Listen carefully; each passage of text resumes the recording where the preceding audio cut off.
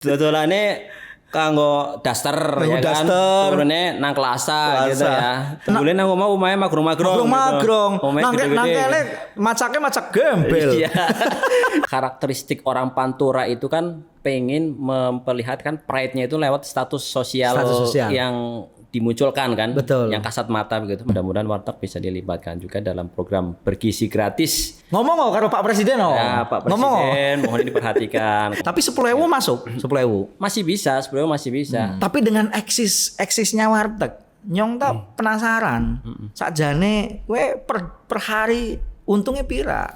Saya mau buat warteg nih sekarang. Kira-kira berapa modal yang harus saya sediakan? Assalamualaikum warahmatullahi wabarakatuh, teman-teman Jagasa. Kembali lagi di podcast Jagasa dan kali ini kita akan ngobrol yang seru-seru. Alhamdulillah studio Jagasa kita kehadiran sosok pengusaha muda. Ya. Nah, beliau juga ketua organisasi Kowarteg. Ya. Jadi kita akan bahas warung makanan sejuta umat nih. Warteg ini Mas Puji ya. Betul sekali. Sejak kapan punya usaha warteg? Kalau usaha wartegnya dari tahun 2012.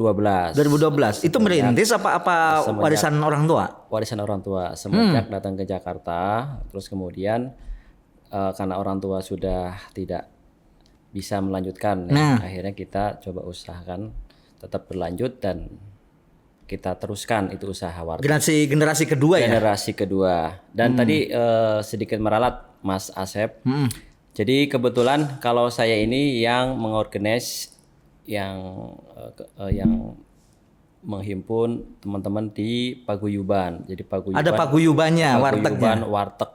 Namanya? Pedagang warteg dan kaki lima Pandawakarta, paguyuban warteg dan kaki lima se-Jakarta. Se-Jakarta. Itu ada berapa ininya anggotanya? Anggotanya ada 2.800 yang terregistrasi yang pernah kita sampaikan di paguyuban itu. Betul. Nah, di bawah paguyuban itu di downline-nya ada baru koperasi warteg, Kowarteg ya. Terus kemudian ada koperasi pedagang kaki lima, Koprima. Nah, Kowarteg sendiri, koperasi Kowarteg dan di paguyuban ini sejarahnya kita meneruskan yang dulu pernah dirintis dan berdiri serta eksis dan besar di zamannya Pak Sastoro. Tapi Pak Sastoro almarhum 2017.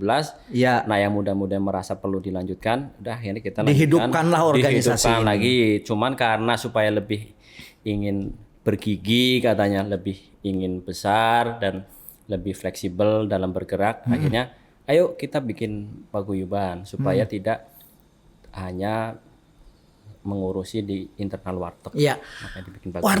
Warteg ini kan hampir seluruh orang Indonesia, masyarakat Indonesia ini tahu nih. Betul. Itu sebenarnya nilai plus dari warteg apa sih? Kok bisa memasyarakat orang tahu ini warteg itu warung Tegal gitu dan isinya makanannya ini itu dan sebagainya.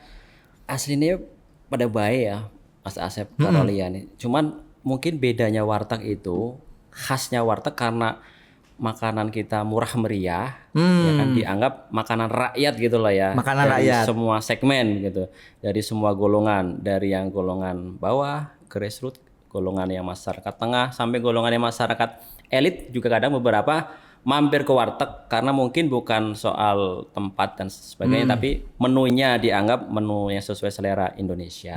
Selera Jadi Nusantara. segmennya segmen umum begitu Segmen umum. disesuaikan dengan lidahnya orang Indonesia. Lidahnya orang Indonesia. Dan kebetulan masakan warteg rasanya cocok dengan kebanyakan umum masyarakat. Masyarakat di Indonesia. Masyarakat di Indonesia.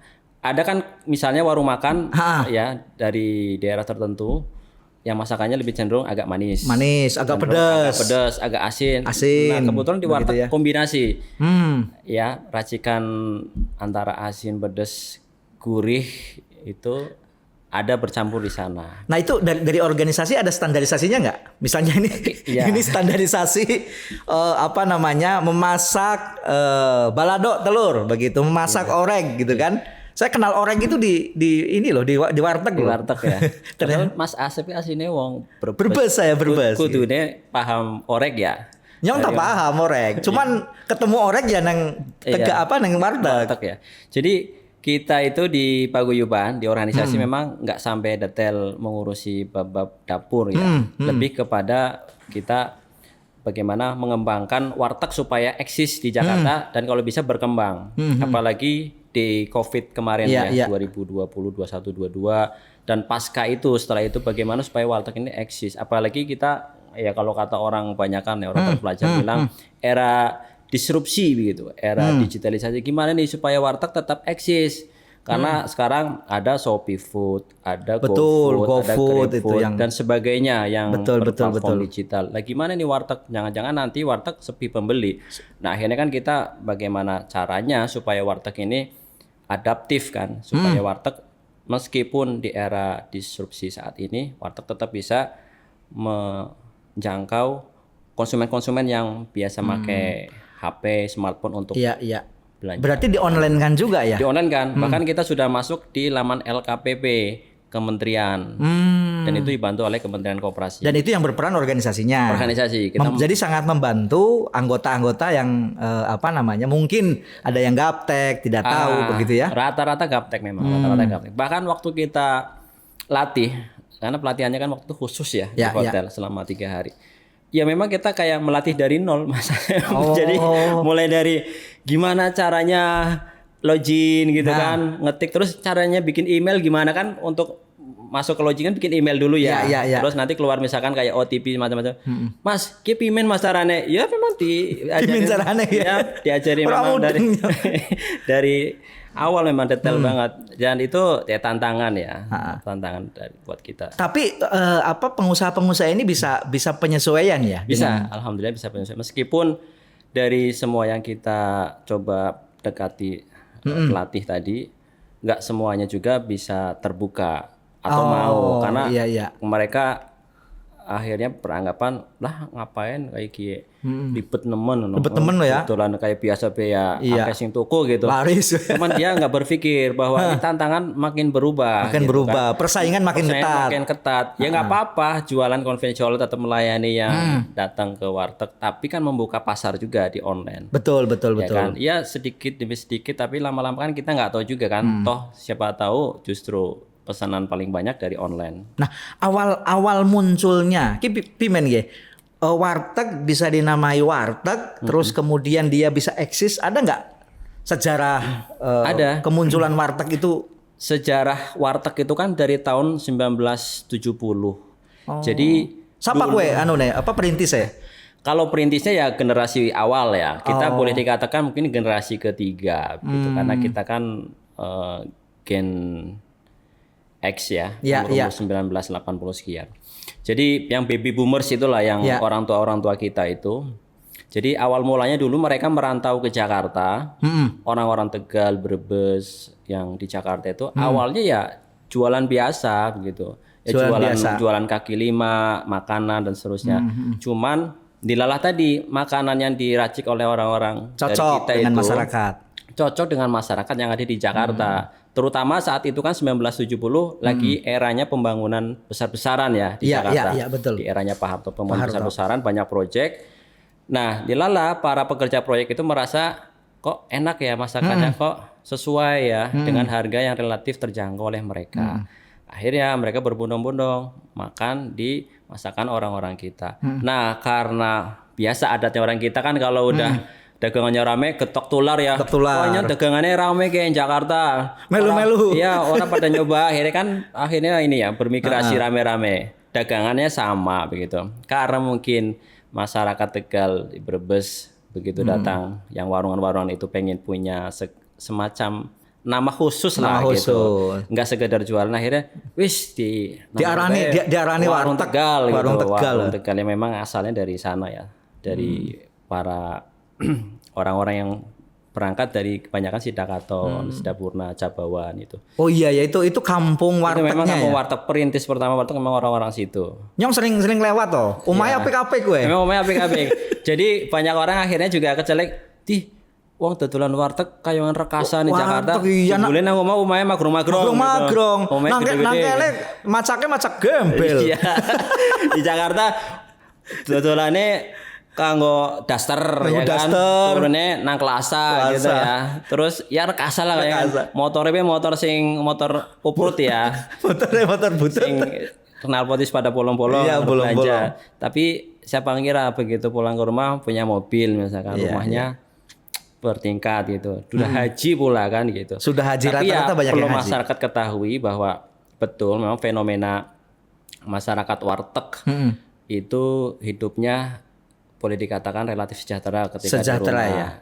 Setingkat lebih baik Setingkat begitu lebih ya. baik karena memang yang di Jakarta itu dikumpulkan untuk hidup lebih gitu ya di kampung begitu. Tapi jangan salah juga, ini juga perlu dipahami memang karakteristik orang Pantura itu kan pengen memperlihatkan pride-nya itu lewat status sosial yang dimunculkan kan, Betul. yang kasat mata begitu. Makanya mobil, rumah, haji itu kadang ya diada-adain gitu, meskipun itu sesungguhnya ya mungkin pas-pasan gitu Dipaksakan, ya. tetapi Dipaksakan. Tapi itu memaksakan sesuatu hal yang bagus begitu. Bagjane misalnya bagjane mungkin ngos-ngosan gitu ya. Tapi ya memang itu satu ada hal baiknya. Jadi nggak boros misalkan di Jakarta, nggak jor-joran.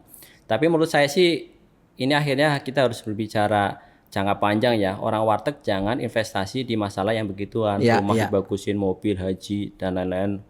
Beli tanah yang amba misalnya gitu, yang luas gitu. Amba tambahnya amba. Sekarang harus investasinya misalnya ke leher ke atas. Jadi investasi ke anak. Boleh orang tuanya mungkin tadi rekasa ngumpulin duit. Anak kalau bisa sampai sarjana. Nyong tapi sering ketemu pelayan, nyong ngobrol terus kemudian ternyata dia anaknya yang punya warteg. Dan dia ternyata sarjana. Nah, itu yang kita dorong ke sana supaya warteg itu udah cukup buat Bapak Ibu sekalian di warteg, anak kalau bisa naik kelas. Ya nggak apa-apa kelola warteg, tapi kelola dia sudah sarjana begitu. Kalau bisa warteg ini sambilan. Kayak saya nih, ada warteg sambilan, tapi saya bekerja di tempat lain. Gitu. Mas Puji ini asli Tegal ya? Asli Tegal Nyong, Adiwarna. Cuman nggak pakai wis rada ilang. Mandan ilang kan? Karena wis dadi wong Jakarta. Bahasanya lu gue. Ya kayak gue lah kira-kira. Tetapi wis modern loh. Modern. Ya kan? Wis hijrah. Tahun pira hijrah? 2010, Mas. 2010 Jakarta. Jakarta Nyong mien kuliah lulus 2010 langsung ke Jakarta. Awalnya kerja begitu kerja terus orang tua karena pengen pensiun 2012 ya tak terus warteg. Akhirnya mengambil alih warteg. Sambil Nyong ya tetap kerja. Tetap bekerja begitu ya. Jadi warteg jalan.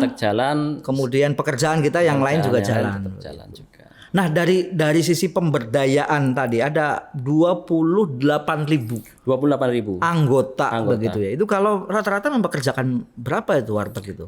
Kalau dulu ya sebelum Covid bisa sampai 3 setiap warteg.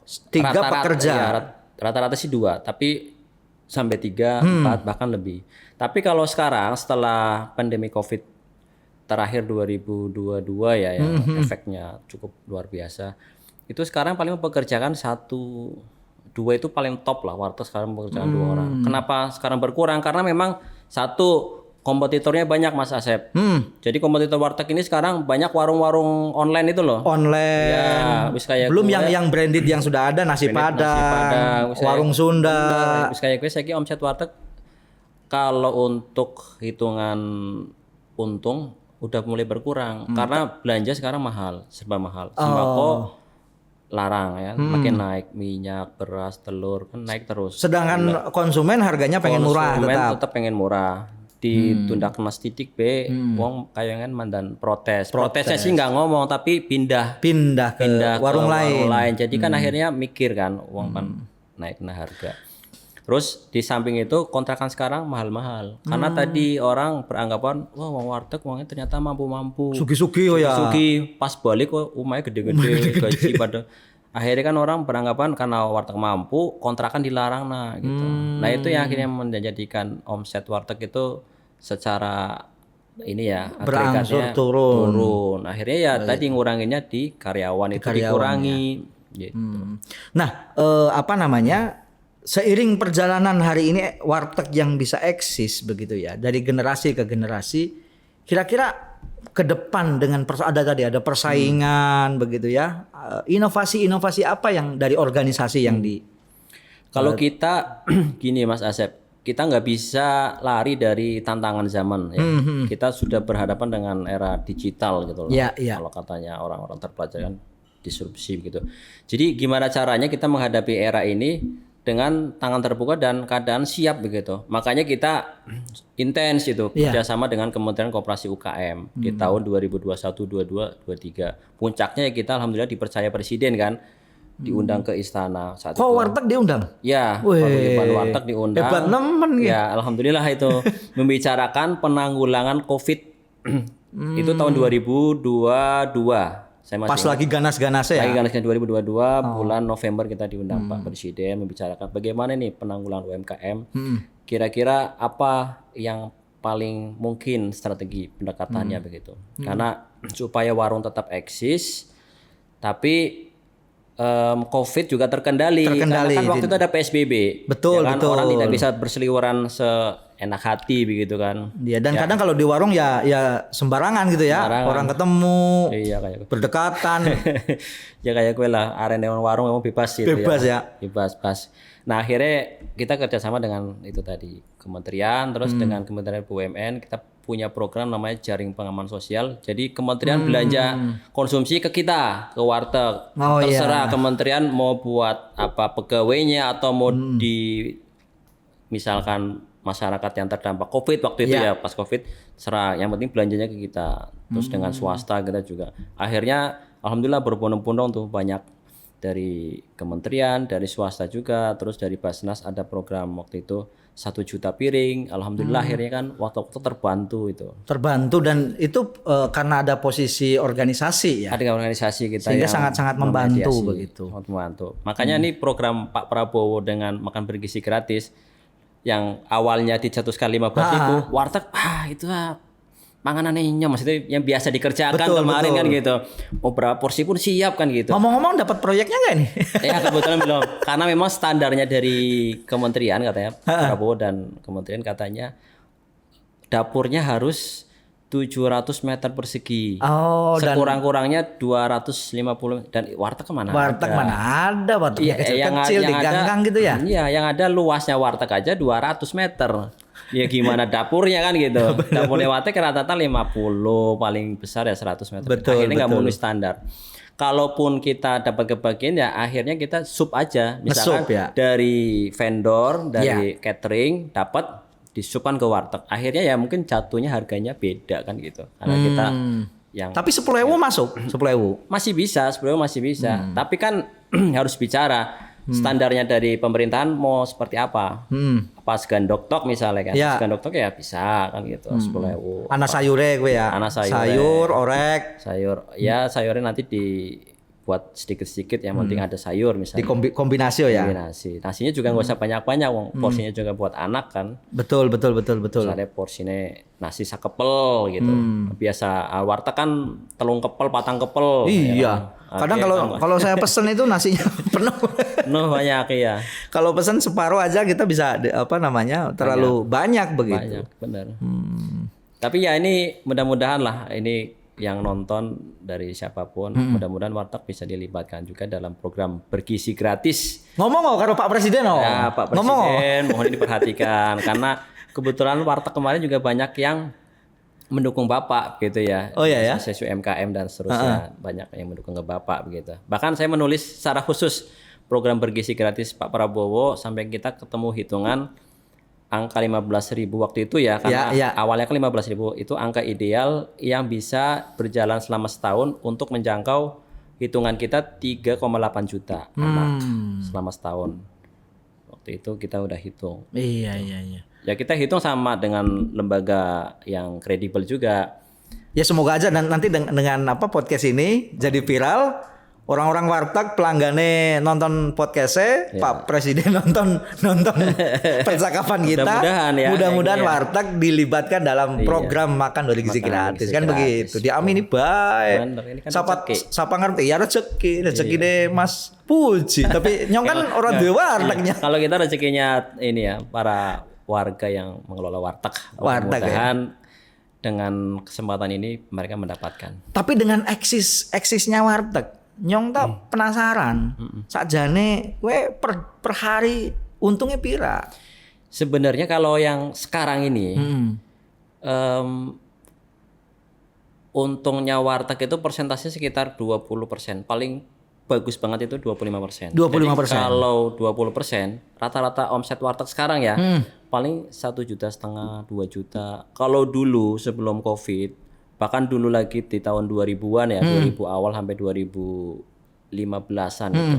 Itu masih bisa sampai 3-4 juta warteg per hari bisa. Per hari ya. Kalau hari ini nggak bisa karena tantangannya banyak sekali, kompetitornya banyak, belanjaan tinggi, Kontrakannya mahal. akhirnya ya itu tadi untung hanya 20%. Misalkan dari 2 juta, 20%-nya ya paling 400.000 ya kan, 400.000. Durung bayar karyawan. Belum bayar karyawan, itu di luar karyawan ya, di luar karyawan. Karyawan. Ya paling untung bersih 200, 300 ya masih. Nah, apa mungkin harus ada inovasi-inovasi begitu, misalnya kayak rumah makan yang modern-modern itu kan ada evaluasi bagaimana manajemen marketing, kemudian bagaimana pengolahan makanannya, bagaimana pemilihan tempat. Itu dilakukan nggak di warteg itu? Kita lakukan, Mas Asep. Jadi kalau manajemen warung itu ya nggak bisa berubah ya, warteg ya begitu-begitu aja. Karena memang warteg itu dengan etalasenya, dengan warungnya itu ya memang modelnya begitu. Bahkan kita bikin kasir pun kadang suka bingung. Bingung ya? Bingungnya kadang yang namanya warteg yang punya itu nggak selalu standby di situ. Betul. Misalkan warawiri masak, manasin, kadang belanja. Lagi giliran yang megang karyawannya gagap gitu, nggak bisa. Aduh, pimen ya, cara ngitung cara ngetok struke kan gitu. Akhirnya ya udah manajemennya konvensional. Yang sering salah ya, petugasnya sering salah. Anggur ngitung sering salah. Terus dibenerke. Kue salah. Sing bener misalnya ya. Sing bener 15.000. Kan. Kok 12.000 ya kan? Jadi kadang hitungan satu warteg, hitungannya suka beda, tergantung siapa yang layani. Karena pelayannya polos-polos ya. Polos-polos. Kadang maaf ya, karyawan sekarang itu kan mungkin hitungannya kurang cermat, kurang fokus. Udah gitu kadang mungkin salah ya kan, ngitung per itemnya. Nggak update harga lah. Mungkin harga sekarang telur harusnya 5.000, dia masih beranggapan telur itu masih 4.000 kan, udah beda gitu. Jadi penghitungannya salah. Nah, akhirnya perlu kita tingkatkan, naik kelasnya warteg itu ya tadi kita ikut sertakan di LKPP untuk pengadaan makan minum di kementerian. Terus kemudian program-program kementerian yang sifatnya makan minum kita sertakan. Terus kita masukin juga kerjasama dengan Grab, dengan GoFood, dengan Shopee Food. Dengan harapan mereka juga ikut jualan di platform digital. Dan bisa jalan begitu ya. Jadi orang tidak harus datang ke wartegnya begitu ya. Ya, waktu itu juga Pertamina mengadakan pelatihan untuk supaya warteg ini bisa menghitung lewat aplikasi. Tapi lagi-lagi, Mas, kangenan mon ya kayongnya udah tetek ngeblok kena ini. Akhirnya udah sekedar latihan gitu. Padahal ada job loh untuk warteg ini kan, rumah makan modern pertama. Touchscreen. Ya kan? Iya. Jadi touchscreen, orang nunjuk sudah bisa dapat menu. Langsung dapat menu. Itu modernnya warteg. Modern warteg. Penggagas touchscreen pertama. Penggagas touchscreen. Jadi sebelum ada Android, sebelum ada iPhone, warteg itu sudah menerapkan touchscreen-nya begitu. Malah ketinggalan. Ketinggalan ya. Tapi ke depan memang harus menurut saya ya harus ada inovasi. Jadi supaya jangan berada di comfort zone begitu-begitu saja, karena mohon maaf misalnya dari sisi kebersihan begitu ya, kadang ada lalat begitu di situ. Itu yang menurut saya ya harus diperbaiki sehingga ke depan bisa bersaing dengan rumah makan yang hari ini kan variannya cukup banyak tuh. Ada yang Korea, ada yang China, ada yang Tapi gini Mas Asep, bahkan kita pernah loh diadakan penjajakan waktu itu ya. Salah satu perusahaan Korea. Ya ini juga yang menu-menu yang ada di warteg. Ramen itu. Oh, ramen. Betul. Jadi dulu kita difasilitasi. Ada orang pejabat ya di Polda. Ya dia salah satu elit di Polda Metro Jaya. Memfasilitasi kami dengan pengusaha dari Korea. Mas, bisa nggak warteg ini kerjasama dengan perusahaan ini Korea? Mereka sudah eksis untuk dagangan ramen dan girl yang dari Korea itulah ya. Tapi yang mau dibidik adalah ramen dan menu-menu yang harganya nggak terlalu tinggi gitu. Itu diadakan di warteg. Ya, mereka bilang diadakan di warteg, mereka akan buka booth sendiri di warteg. Loh, kenapa warteg gitu? Katanya mereka karena memang sasaran kita yang menengah bawahnya gitu. Dan menunya supaya ini varian baru gitu kira-kira. Dan relate dengan menu yang ada di dengan menu di warteg. warteg. Karena ada nasinya juga kan mereka. Tapi akhirnya kita nanti coba kita upayakan. Kita komunikasi dengan warteg-warteg. Rata-rata warteg nggak menyanggupi karena mereka agak ribet itu. Karena manajemennya diserahkan ke kita. Mereka hanya buka booth, tapi manajemennya dagangannya diserahkan ke kita. Berarti sebenarnya warteg juga banyak dilirik begitu ya banyak. Bahkan oleh ada pengembangan rumah makan ya. Betul. Bahkan ada satu platform khusus, Wahyu namanya. Mereka engage-nya kerjasamanya dengan warteg. Jadi mereka hanya menyediakan laman online Ya. yang dagang itu warteg-warteg gitu. Oh. Itu Wahyu yang logonya kuning, huruf W besar itu. Wahyu itu. Wahyu itu. Ya dagangannya ya warteg-warteg itu. Ini seandainya ya, saya mau buat warteg nih sekarang. Kira-kira berapa modal yang harus saya sediakan? Nyari karyawannya bagaimana? Effortnya yang harus disediakan bagaimana? BEP Iya. kira-kira berapa lama? Tergantung Mas Asep. Cara Mas Asep pengen sing tempatnya strategis. Misalnya grade A. Grade A itu daerah sekitar Sudirman, Kota Tamrin, kota ya. misalnya terus Kuningan, ya Bayoran Baru. Ya bisa 200-an juta untuk buka. Pertama gini, yang bikin besar itu untuk kontrak satu ruko. Yang kompatibel untuk warteg ya, yang cocok untuk warteg itu ukuran misalnya 3 kali 15. Itu minimal Sekurang-kurangnya 3 kali 12 minimal itu. Nah, itu sudah di angka 60 sampai 70 per juta tahun. per tahun. Itu di kawasan Di elit. kawasan itu tadi. Bahkan sekarang ini di tahun ini itu sudah lebih dari itu, sudah 80 sampai 100. Itu hanya untuk kontrak. Belum lagi nanti belanja etalase, terus peralatan perkakas dan lain-lain bumbu itu dan sebagainya. Ya, itu habis sekitar 60 sampai 70 juta. Ya kan? Belum nanti warawiri untuk mengadakan karyawan, belum lagi nanti pasti kan direnov dikit itu. Betul. Nggak mungkin begitu kan, dimodifikasi supaya stylenya warteg begitu. Butuh biaya lagi sekitar 20 sampai 30. Ya overall keseluruhan 200-an juta. 200-an juta itu 200 juta bisa dagang, mendirikan warteg. Ya dengan nanti dari 200 ada sekitar 5 sampai 10 untuk belanja, persiapan untuk belanja. Jadi dari 10 juta yang disiapkan untuk belanja bisa lah kira-kira bertahan untuk belanja selama sebulan. Kira-kira BEP-nya berapa lama itu? Nah, BEP-nya itu sekitar kalau dia sudah bisa jalan per hari bisa di angka 2 juta, setahun bisa BEP. Bisa BEP ya? Iya. Tapi kalau misalkan dagangannya di bawah 2 juta, ya bisa banyak ruginya ya. 2 tahun. Bahkan sekarang ini banyak warteg yang berdiri bermunculan baru-baru ini.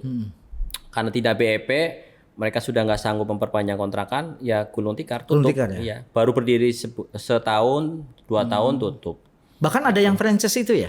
Ya, franchise itu yang kalau franchise modelnya gimana? Karisma, yang Mamoka, subsidi dan seterusnya. Kalau yang franchise itu memang kebetulan bukan di anggota kami, karena memang kami sudah membangun pondasi kuat ya, pondasi dan prinsip bahwa kita tidak mengelola dan kita tidak berguyup dengan mereka yang franchise. Karena apa? Karena yang franchise kami anggap sudah cukup kuat. Dan rata-rata yang franchise itu, Mas Asep, mereka bukan orang Tegal, Brebes, Pemalang, dan sekitarnya. Mereka yang punya ya pegawai, terus pekerja yang memang punya modal, mereka ingin pendapatan tambahan, mereka akhirnya buka franchise.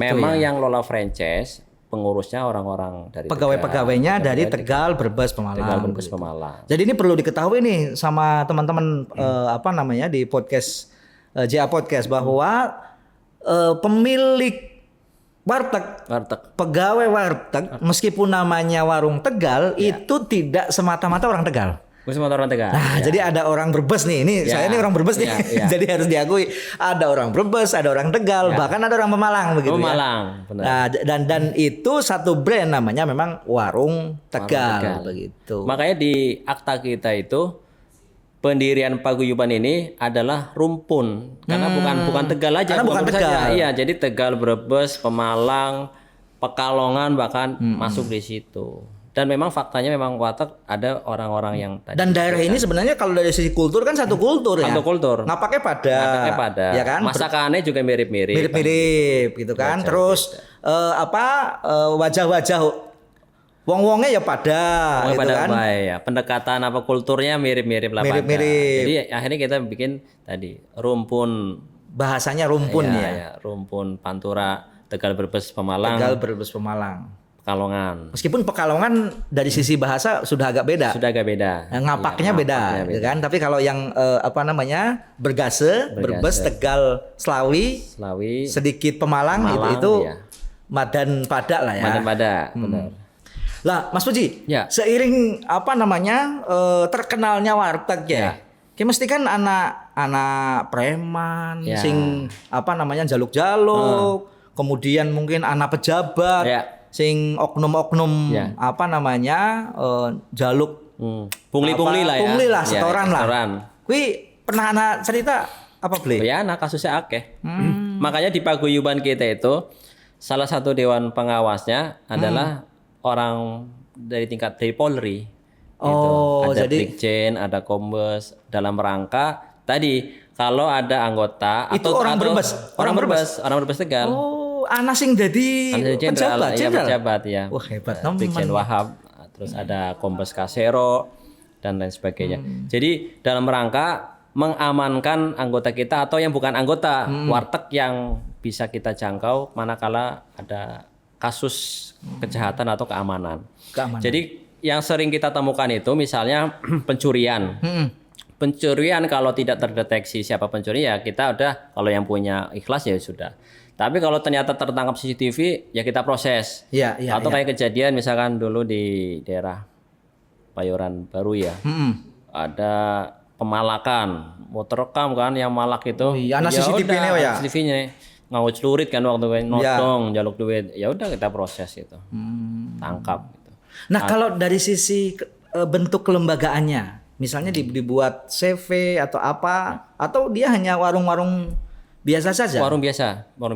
Berarti tidak kena PPN? Tidak kena PPN. Makanya waktu 2015 zamane 2011 zamane Pak Foke gubernur ya. Pak Ujibowo. Kan ana wacana warteg mau dikenakan PPN, pajak waktu itu. Kenapa mau dikenakan pajak? Karena dianggap warteg adalah warung yang secara pendapatan masuk kategori. Karena hitungan pendapatan per tahunnya masuk kategori wajib pajak. Iya. Nah, kita saat itu protes, Pak, nggak bisa begitu, Pak. Kalau mau begitu, harusnya bukan warteg saja, banyak warung gitu. Banyak warung-warung yang lainnya. Warung-warung yang lain kena itu. Tapi bukan itu, Pak, sebenarnya yang ingin kita dorong. Tapi adalah ini mereka berdagang hanya untuk sekedar kehidupan sehari-hari, kebutuhan makan minum, kebutuhan menyekolahkan anak dan seterusnya. Tidak ada lebihnya, Pak, gitu.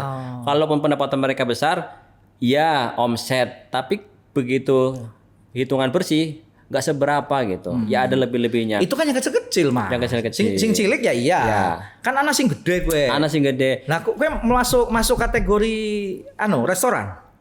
Angger warteg tergolong ya gede-gede warteg ya semono-mono sih. Dan nggak banyak begitu. Cuma memang itu tadi tipologi karakter orang Pantura itu karena pride-nya ya, gengsinya itu pengen kelihatan tadi ya rumahnya, biar tekor asar kesohor. Ya terus mobil akhirnya ya di anak-anakna gitu. Ya nggak sampai tekor cuma di anak-anakna gitu. Iya. Itu yang mungkin akhirnya menjadikan orang wartegnya aslinya hebat-hebat tuh, gede-gede kayak orang Tegal gitu ya, bisa haji dan seterusnya. Tapi nggak di situ gitu. Itu kan yang pengen menunjukkan kalau yang biasa-biasa jauh lebih banyak begitu. Akhirnya kita kemarin dulu itu menolak untuk diadakan pajak untuk warteg. Tapi ada catatan. Kalau memang seandainya nanti ada potensi pemajakan, ya dipajakin lah semua, enggak yang hanya adil begitu ya. Enggak yang hanya warteg itu. Tapi ya jangan tinggi-tinggi. Tapi kalau yang mau disasar misalkan salah satunya klaster warteg, ya silakan dicek dulu yang franchise itu kira-kira Ya, yang begitu. Karena gede-gede gitu yang ya. gede-gede karena kan mereka secara modal mungkin tangguh gitu. Bukan yang konvensional yang sekedar hanya untuk kehidupan mereka, makan, nyekolahin anak. Betul. Ya kasihan juga karena kalau warteg-warteg yang kecil-kecil itu misalnya kena pajak gitu ya, Ya. sedangkan penghasilannya tidak berapa itu kan berimbas pada harga yang dikonsumsi oleh Konsumsi. masyarakat kecil begitu. Padahal kan. mereka kan berharap kenapa ke warteg karena harganya terjangkau. Karena Murah. kalau belum ada PPN kan belum ada pajak ya. Betul, Coba kalau murah, udah ada pajak, enak. Murah, enak, ya kan. Akhirnya Kalau ada warteg pajak jadi mahal. jadi mahal. Makanya kita harus sepakat tetap Sepakat. warteg supaya hidup dan Supaya kita hidup. bisa makan sehari-hari di Betul. warteg. Hidup warteg. Hidup. Dan siapa lagi kalau bukan warteg ya kan yang Betul. memenuhi hajat hidup masyarakat Jakarta untuk makan enak. Makan enak. Ya. Dan tadi makanya Dan saya di harga opening murah. warteg itu warung sejuta umat begitu Harus ya. kita umat. Dan Benar. harus kita lestarikan. Apalagi sebagai orang Tegal dan Setuju. orang Brebes. Setuju? Setuju. Wah, berarti sepakat ya? Sepakat. Nyong setelah podcast ini langsung membuka warteg. Ayo. Oke, sepakat sama Sepakat. Ayo pada buka warteg lah. Karbos iki. Oke, matur suwun. Nggih. Mas Asep, makasih banyak. Sampai jumpa podcast JA. Sip.